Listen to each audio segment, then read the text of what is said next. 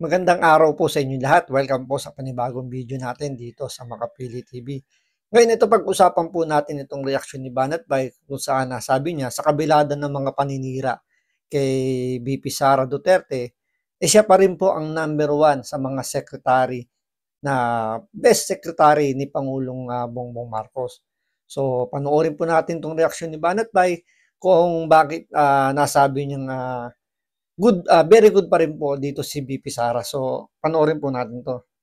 Isa sa bawat dalawang Pilipino ang kontento sa performance ng gabinete ni Pangulong Ferdinand Marcos Jr.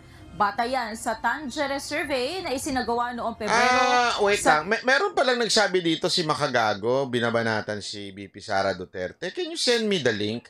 Kasi hindi ko makita, hindi ko pa natatanong kay Spencer if that is new. Hindi ko pa napapanood kaya hindi ko makomentohan ha? Sana i-send nyo sa akin. Talagang gagaguhin natin yan. Tsaka itong si Makagago, wala naman tong alam sa politika. Ang alam lang nito is pag-awayin yung mga YouTuber para mas kumita pa. At the same time, ang forte po nito is yung mga online betting, yung mga sugal-sugal sa online. So yan po yung forte nito ni Makagago. Wala namang alam to sa politika. So ano naman ang may kokomento ni Makagago kung sakali lang na totoo yung sinasabi na na bumabanat na siya kay VP Sara. So tama lang gawin ni Banat Bay dito, gaguhin niya lalo tong si Makagago.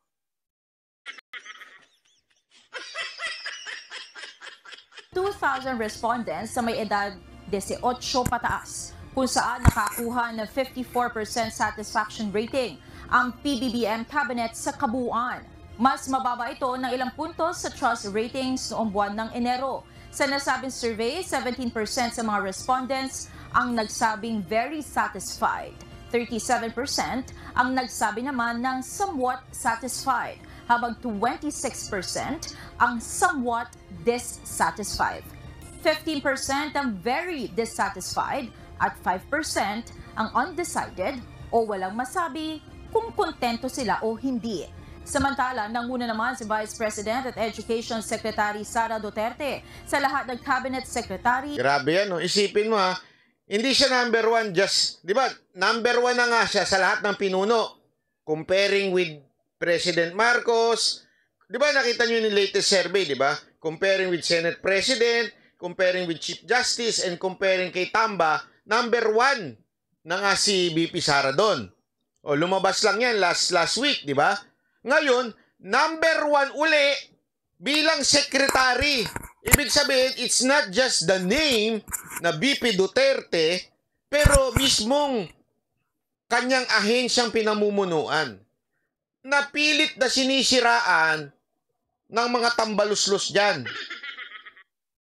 Maganda punto ni Banat Bay na kahit na yun nga, sabi nga niya sa title niya sa kabila ng mga paninira hindi pa rin natitinag si VP Sara. So mas marami pa rin pong naniniwala at maganda po yung ginagawang strategy. Sabi natin strategy ni VP Sara na hindi siya masyadong pumapatol, hindi siya patola sa mga isyung ibinabato sa kanya. Although naglalabas siya ng mga statements, bihirang-bihira yung mga binibigay niyang mga sagot. Pero pag siya naman yung nagbigay ng statement, sumagot sa mga pinaparatang sa kanya, talagang bumabaon doon sa mga kalaban niya sa politika. Kasi hindi niya kailangang every time na merong issue, kailangan niya kagad sumagot. Hindi ganoon ginagawa ni VP Sara. Tama nga namang yung diskarte rin na the more you talk, the more you commit mistake. So yun nga, hindi na siya nagsasalita masyado para at least hindi na masyadong lumaki yung issue. Kasi kung sasagutin niya lahat ng issue ibabato sa kanya, so hahaba lang ng hahaba yung explanation niya. So mas magiging prone pa sa mga pagkakamaling pwede niyang masabi or magawa. So maganda yung ginawa ni VP Sara, konting statement lang na may talagang may dating o may sipa. Pero yung trabaho niya, dire-diretso lang. So hindi siya nagpapa-apekto masyado. Alam mo, sabi ko sa inyo, magaling din talaga sa strategy to si VP Sara Duterte. Tahimik lang pero rock. Isipin niya, tahimik lang, kahit anong batikos, trabaho lang ng trabaho. Kaya tuloy ayan. Na pinagkakatiwalaan sa ilalim ng PBBM administration. Nakakuha si VP Sara ng 65% trust rating. Katulad yan na nakuha niya Ayan. So, noong buwan ng Enero na 65%. So ayan, no, consistent to, 65%. Siya ang pinakamataas na government secretary o gabinete ni Pangulong Marcos. Palakpakan naman natin. Biruin mo sa lahat ng gabinete ni Marcos, siya lang ang hindi, sabihin natin, walang may pupula. Unlike ng ibang mga sekretary tulad na lang sa DOTR, andyan yung kapalpakan sa NAIA, kapalpakan sa LTO, di ba? Andyan yung Bureau of Customs kung saan nakakalusot yung mga Bugatti, nakakalusot yung mga illegal dyan sa custom. Andyan yung Department of Agriculture na mayat-mayang yung pag-i-import ng sibuyas, ng asukal, ng kung ano pwede pang i-import. Di ba? Nakikita nyo, sa departamento ngayon ni BP Sara, dalawa yung hinahawakan niya, yung NTF-ELCAC tsaka yung DepEd. Walang masyado. Or meron namang kukonti dahil nga hindi naman nawawala yung mga banat ng mga kalaban niya. Pero mapapansin nyo na hindi ganun kalala yung nagiging problema. Kasi nga namamanage niya dahil talagang yung makikita nyo yung puso niya na magserbisyo talaga sa taong bayan. Kagaya ni Pangulong Duterte. Ay, nako. Alam mo, diyan mo talaga malalaman na yung mga kinuha ni Tamba, kukuha ko sa'yo, Tamba, makinig ka sa akin. Alam ko nakikinig kayo dito eh. Sure ako. Ako, feeling ko yung tinutukoy na Tamba rito ni Banat Bay, yung nasa Kongreso. Yun yung Tamba na pinaka-ano yata yun, yung pinaka-Panginoon daw. Sabi nga ni Banat Bay, yung kanilang pinaka-Panginoon. Yun yung tinutukoy siguro ni Banat Bay. 100%. Sayang yung pera nyo.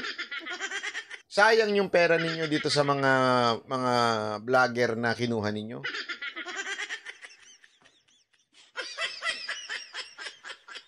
Kasi ibig sabihin po, you're spending so much money and yet hindi bumabagsak si BP Sara Duterte.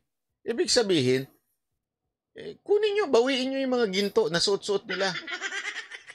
Kasi hindi masyado nakakuha ng damage kay parang yung sinasabi nila zero damage. Although may damage ng konti, sabihin natin mga 10% damage or less than 10% damage lang yung nangyayari. Yung na parang nakukuha lang nila ganun lang kaliit.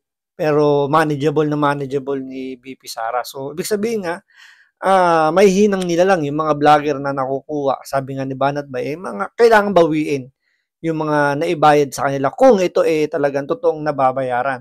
Pero base na nga sa ibang mga vlogger din na yun nga, malamang sa malamang kasi nakikita na nilang mali Mali yung ginagawa ng kanilang sinusuportahan na sabihin natin sinusuportahan ng mga vlogger mali. Pero pinagtatanggol pa rin nila.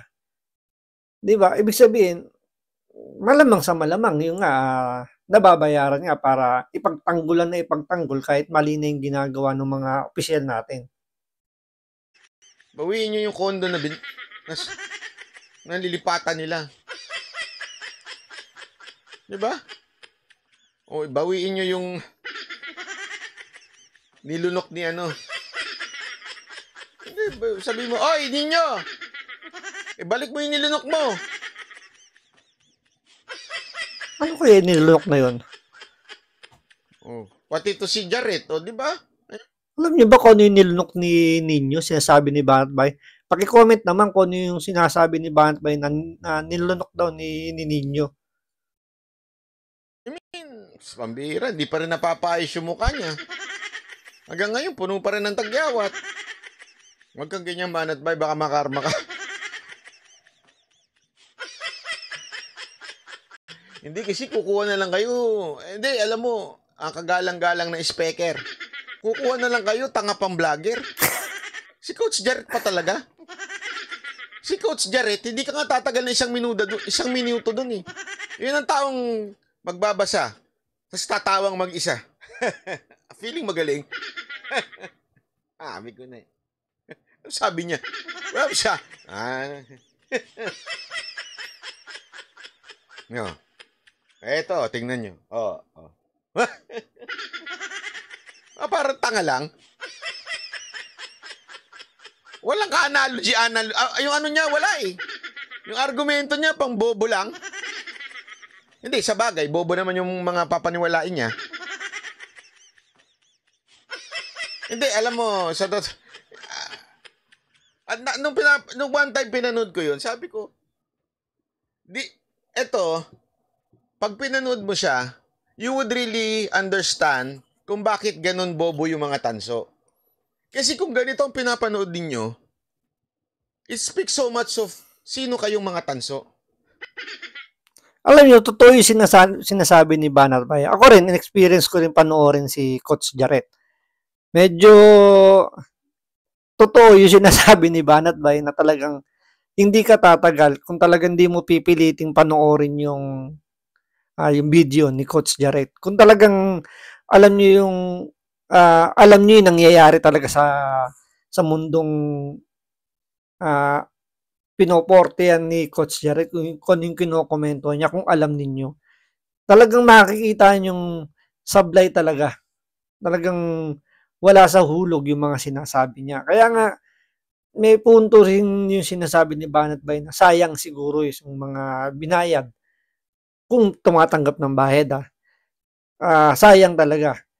Kasi nga, walang nangyayari. Tingnan nyo na lang dito kay BP Sara.